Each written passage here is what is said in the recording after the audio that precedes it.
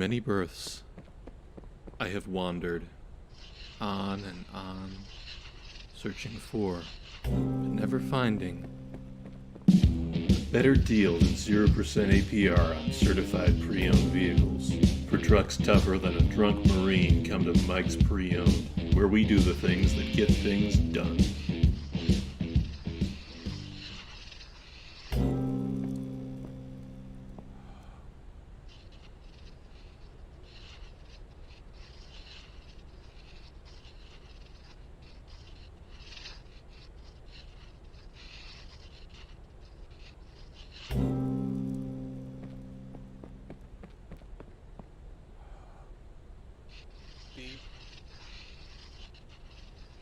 Beep.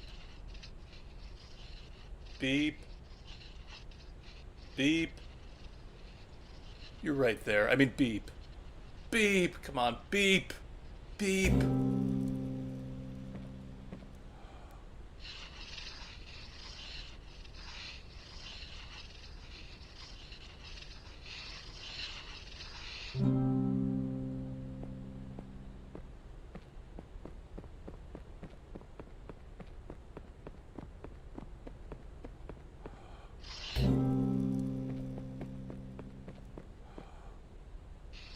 Kubla Khan received an ornate letter signed by Marco Polo.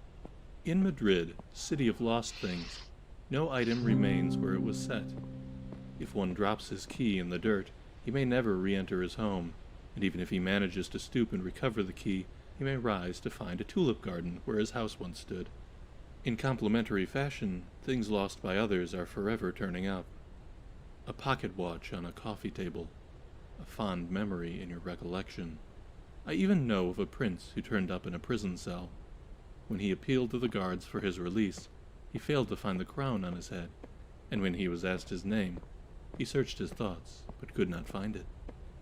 Indeed, the only hope now for the release of this prince of Spain is for you to send back 300 ducats for his release. Of course, he will reward you handsomely once he is out. Yours truly, Marco. Kubla Khan cocked an eyebrow and declared before his court, "Hey everyone, looks like we're about to get ripped off by the guy who traded gold for paper." The court erupted in booming laughter. Italo Calvino, Invisible Cities 2, this time it's visible.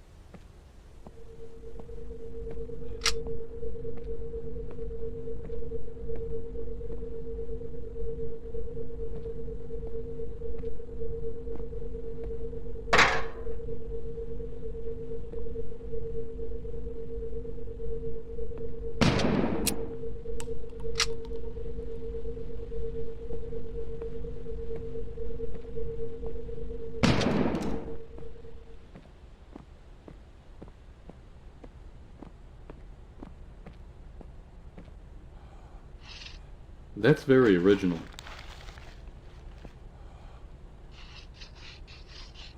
No, try putting some more loops on it. It just needs more red, I think.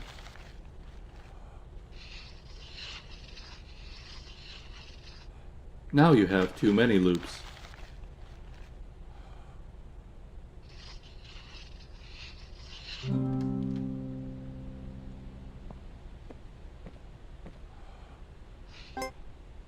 Imagine gravity is fractal, because light is just a wave and gravity is just a wave. So imagine there's a big piece of glass that splits up gravity like a prism, so that there's like blue gravity and yellow gravity, and then somebody gets hit by the red gravity, and it makes them super heavy, so they have super strength, but like they're also really slow.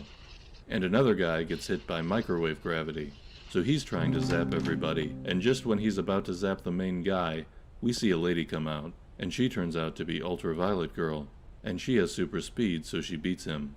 And it, also gave her giant cans. Thomas Pynchon, Gravity's Rainbow. You can only get good at chess if you love the game. Grandmaster Bobby Fischer. I hate chess. I hate chess. I hate chess. World Champion Bobby Fischer.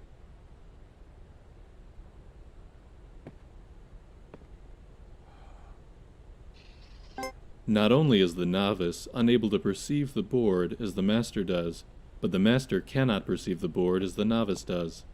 A master cannot see the bishop on e3 as a chunk of dead wood, any more than you can look at your best friend's face and see a meaningless matrix of colors and shapes. The master once saw the board like this, but now there is no going back.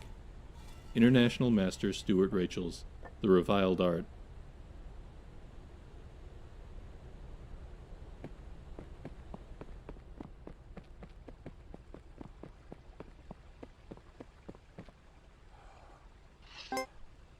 A ship owner was about to send to sea a venerable old ship.